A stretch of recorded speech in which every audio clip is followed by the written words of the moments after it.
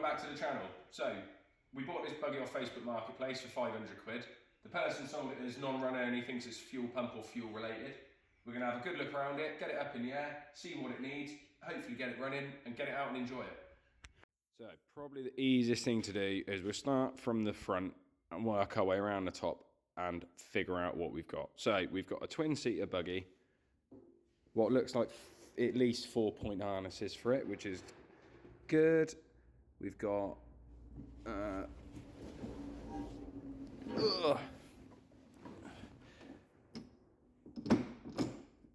we've got what seems like forward, reverse, and probably a crawler gear of some description. So that's right. We got a button that says emergency stop switch, which probably doesn't work.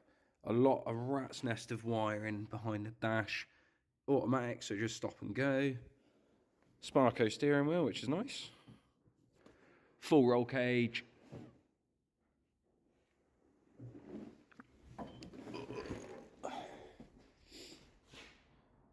Got some decent tyres.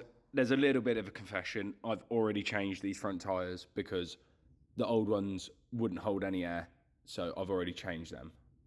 But that is a cap that says Polaris, which is good because it means then we've got what seems like decent equipment on it from the Rally Academy. That's about it at the front. We've got a build plate, an hours run monitor, which means this isn't just a bog standard home build. This is a proper company built buggy. It's a race battery, looks like an Odyssey battery.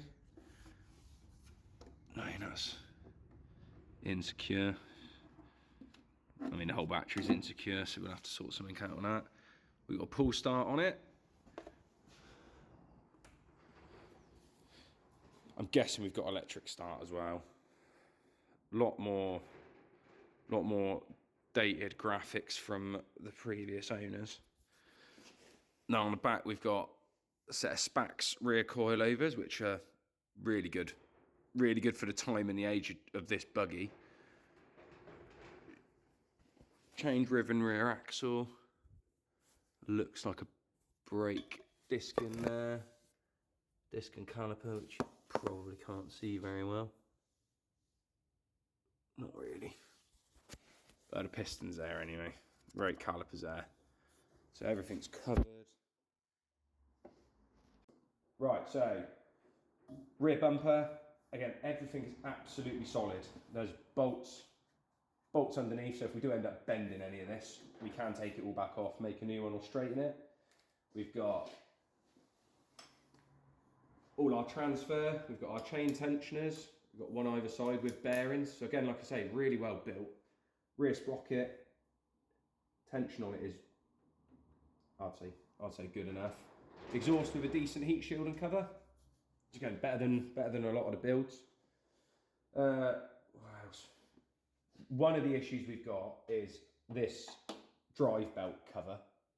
So it's completely worn through here, which as we started looking at it more, someone has, well, there's a bolt missing there. That one's snapped off.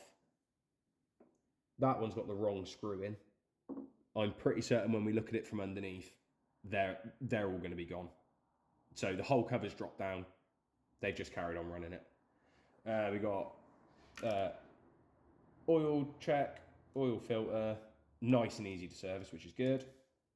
Custom fuel tank, which again, nice and easy to get jerry can and stuff into. Yeah, that's about it. We've got this big cover.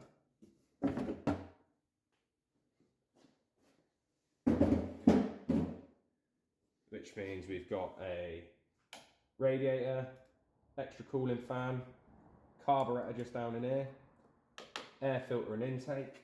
So where this is, I've managed to do some digging on this. Where this is a Polaris Magnum, essentially nearly all of this is quad bike. Nothing's changed on this. So all the carb, all the fuel setup, yes, they've repositioned where the radiator and stuff would have been, compared to a quad bike, but it's every part, if you can still get it, is Polaris Magnum. So I know I can track down service kits, and if anything goes wrong with it, we should be sound. Final bit really, we got a nice bit of netting at the back. That looks like that would have been originally wiring, probably for either a brake light or just a light on top. Little expansion tank, which has got nothing in it, so we'll gloss over that. Yeah, that's pretty much it. Decent suspension. We'll throw it up in the air and see what we got underneath.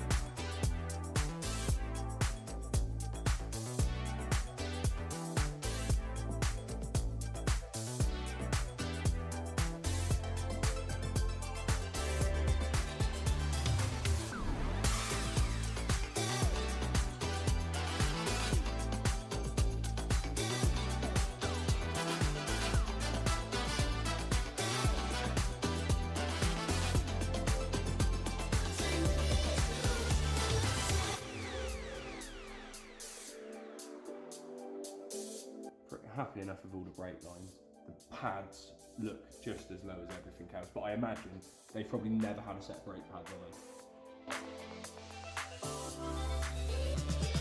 Yeah, poly bushed up inside here, grease nipple, so we can actually lubricate all that. And to be fair, looking at the amount of grease coming out the ends, I imagine it's had a bit of leather something.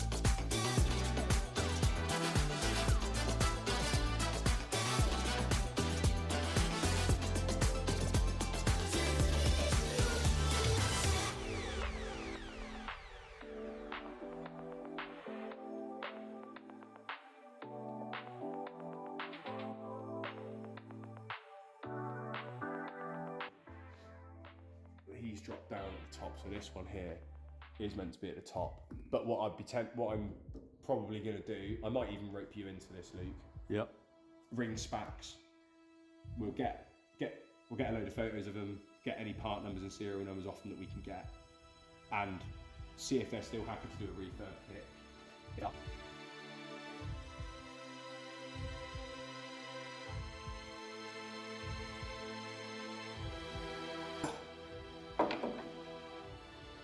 Right. A bit of flex, but not enough to write home about. Try and find a way to get to this top one. Yeah, all seems right.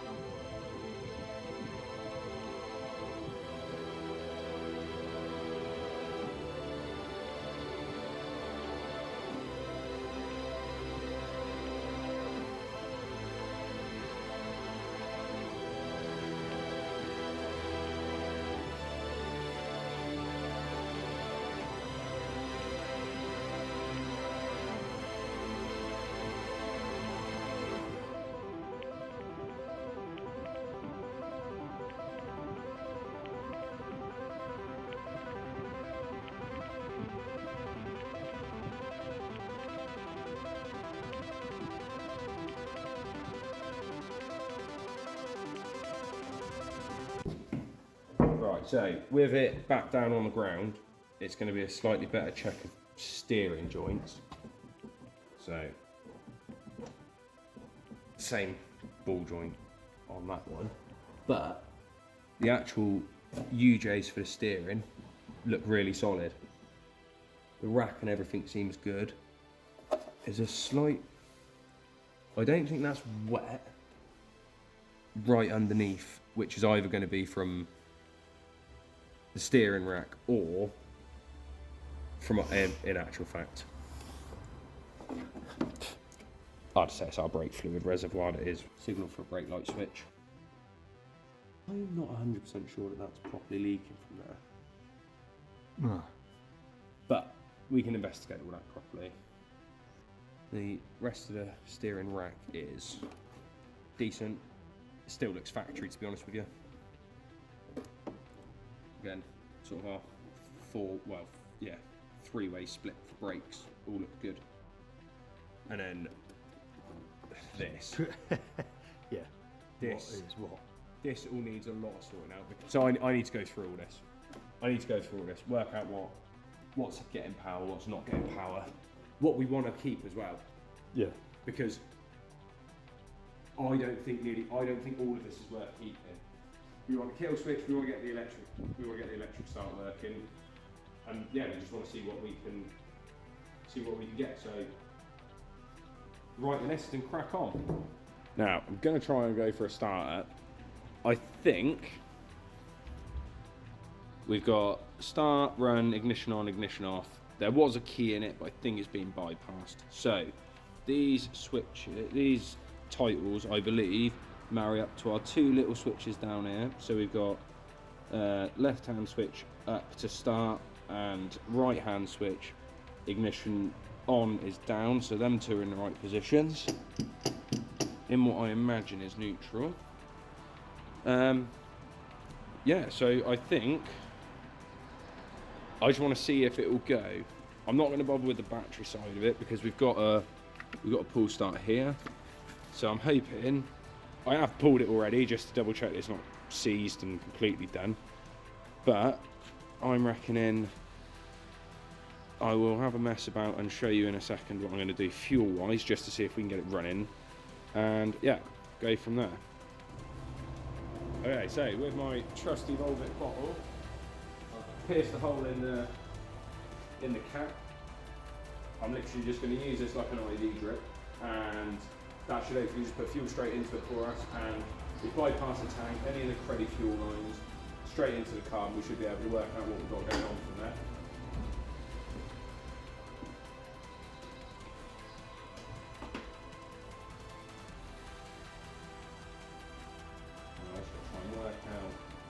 Somewhere to try and wedge that. It's not going to be in the way. I will find a strap or a cable tie for that, I think.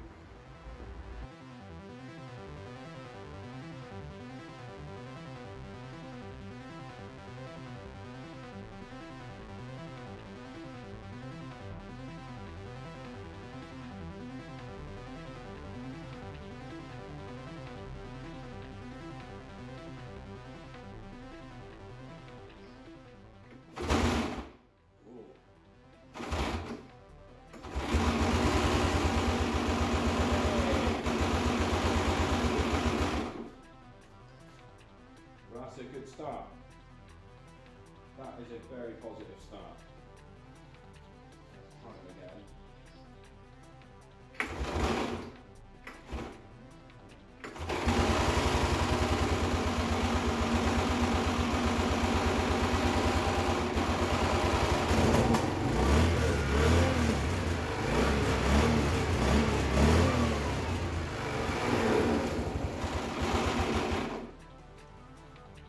Well, that'll do.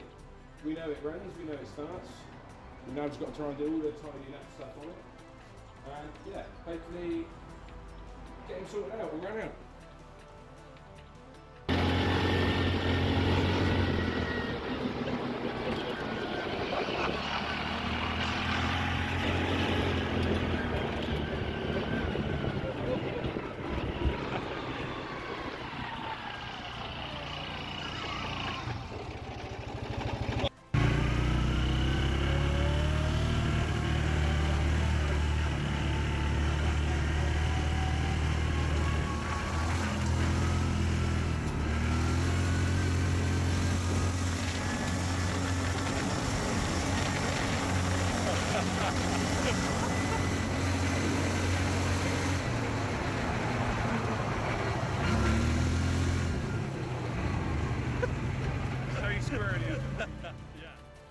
Well, there's still a few issues that we still got to sort out, but we have it started and driving. Thanks for watching. If you enjoyed the video, follow along, hit the like and subscribe, and we'll see you in the next video.